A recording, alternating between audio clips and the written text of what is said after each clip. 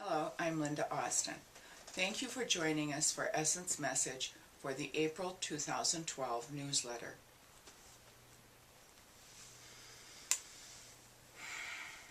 I am the light. The light is surrounding me. The light is transforming me. The light is protecting me. Divine love is flowing around and through me, solving and dissolving all situations for the good of all. A higher power is in charge of my life, and only good can come through me. My mind is open, my heart is receptive, and miracles are happening right now. I consciously choose to raise my vibration to a place of truth and light.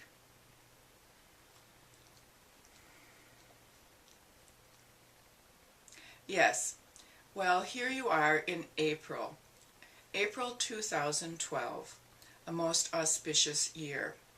And the channel has spoken to you in her message of cycles, of change, of rebirth, renewal. And so we want to throw a larger spotlight on that particular concept. Yes, you have lived your life repeating cycles of ebb and flow, in your book, in every common religious book, no matter what the religion is called, there is a reference to the fact that there is a time to plant and a time to harvest, a time to come together and a time to separate. And so it is honored in every one of your religious traditions that there are cycles, there is change, there is renewal, and there is death. And so where you are now is at a period of transition from one cycle to the next.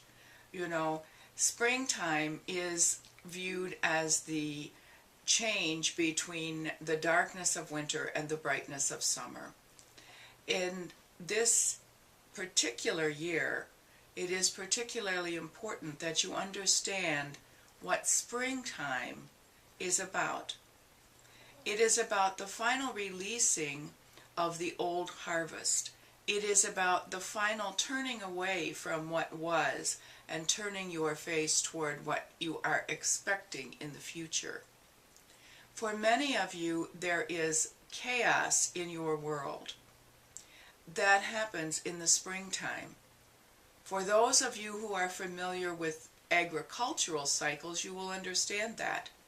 But you are no longer an agricultural people, The channel has mourned for quite some time that farmer is not even listed as an occupation in the census any longer.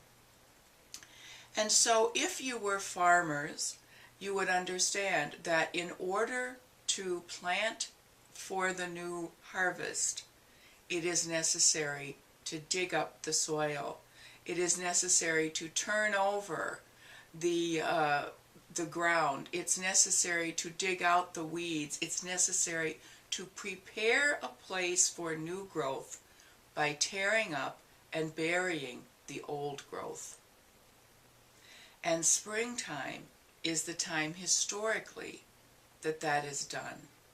And so this is the last opportunity for many of you to look at what is going on in your lives and your world and say, this particular aspect, this particular belief, this particular way of being does not serve me in the world that I wish to create. For many of you, it is letting go of everything that has given you security and safety in the past. Because the future, we will tell you, is not about how much money you have in your IRA or in the bank. The future is not about how secure is my job.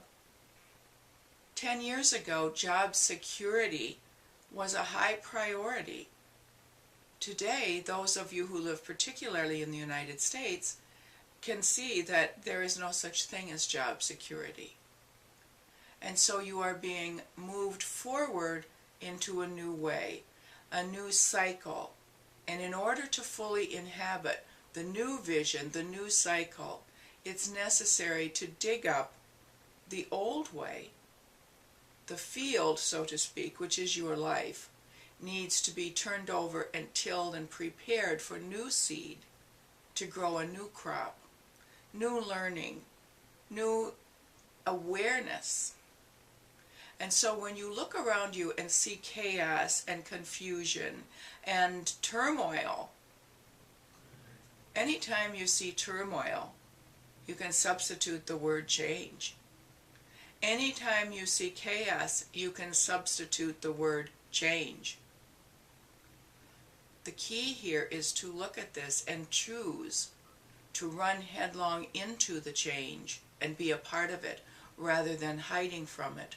Because if you do not take this opportunity to let go of what served you in last year's harvest or in the last cycle of growth, if you do not commit yourself to preparing for new seeds, new growth, new harvest,